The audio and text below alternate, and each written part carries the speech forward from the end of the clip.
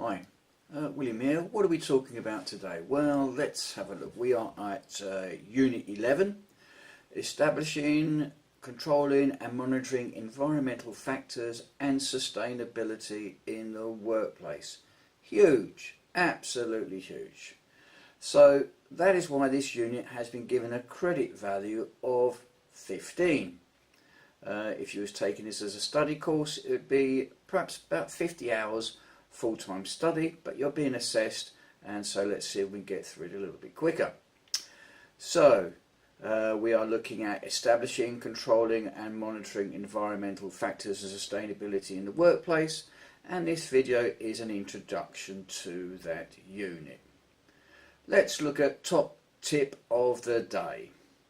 Now, if this is a subject matter that you are not over familiar with, take the time, do a little bit of research, Google construction sustainability or construction sustainability threats or green building, but preferably all three.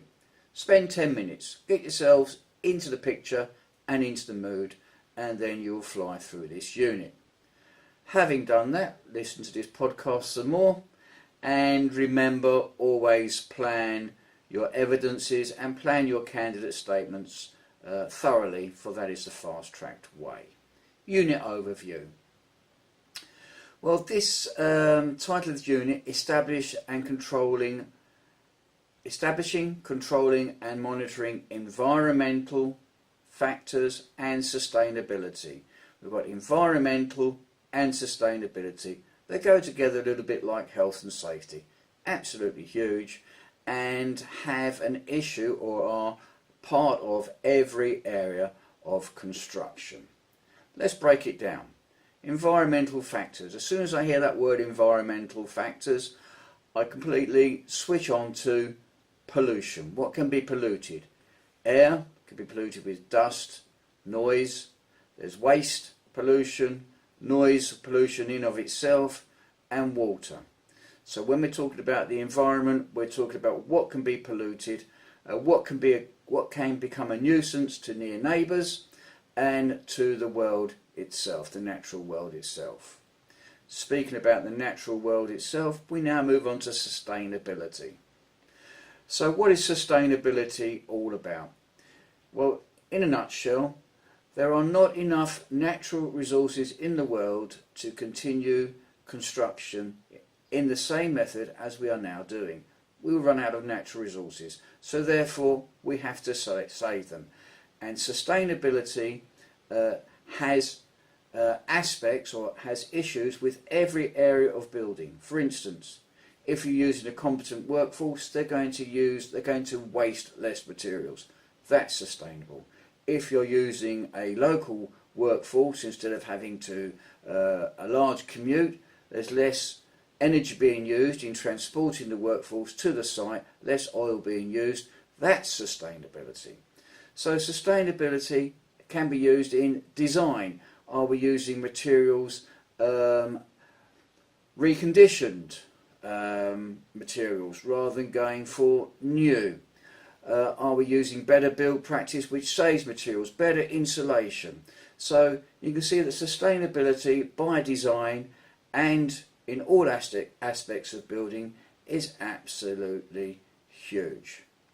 So what is the goal with you in this NVQ?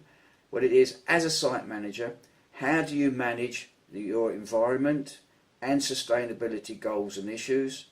And for this NVQ, how are you going to evidence your involvement? Well, we do that in accordance with the learning outcomes. It gets broken down. So if you're a bit worried and a bit stressed, stop worrying, stop stressing, do your research, and let's look at the learning outcomes and some possible product evidences that you might want to use. Number one learning outcome. Well, how many learning outcomes are there? Let me have a look. There are 6 learning outcomes. The first, identify the environmental management considerations and establish methods of work that will support sustainability by examining project data. What kind of project data? Construction phase health and safety plan. If you use that document, use the one document, but do quote it, but do make a note when you're referencing your evidence to references the pages, not the whole document. So the construction phase health and safety plan, if you've chosen a good one, might be evidence number 6, page 37. You might want to include an asbestos register, method statements which you would already have accrued in your evidence list. Might be a method statement checklist, surveys, site survey, land survey, etc.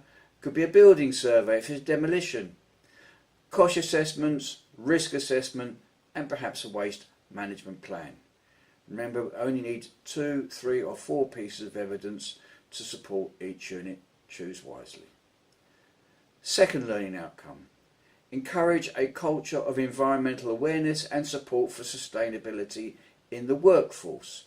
For this, I would suggest you could use, these are only my suggestions, site induction material if it has the relevant information, cost statements and cost briefing records, a site health,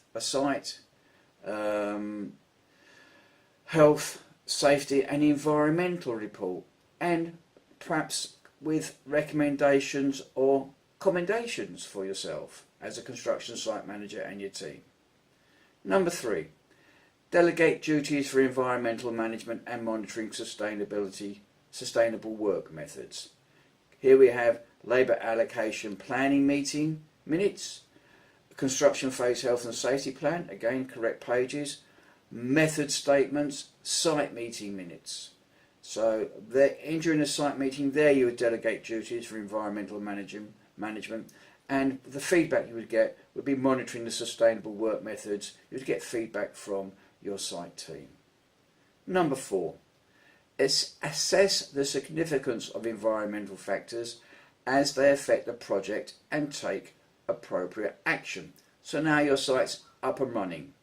So it could be again surveys, land surveys, site waste management plan, a populated one, that is one that is being used and is being completed, traffic plan, a page reference to a construction phase health and safety plan, meeting minutes, that's site health and safety and environmental meeting minutes, and perhaps an incident report and an action plan that was drawn up because of an incident. Number 4, monitor project work against sustainability requirements and take appropriate action to ensure progress. So here we are talking about records. A construction manager, as I always say, is only as good as their records. So we've got waste records, recycling records, skip exchange records, meeting reports, materials, stock take and usage evaluation records. That will do for those types of product evidences will do nicely for that learning outcome. And the last learning outcome.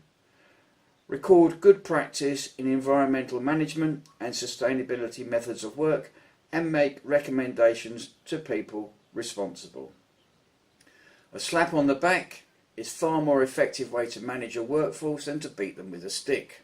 Sometimes we forget to affirm our workforce, but we need to do that because a slap on the back or a thank you or a well done will ensure that whatever is being commended will continue and may increase.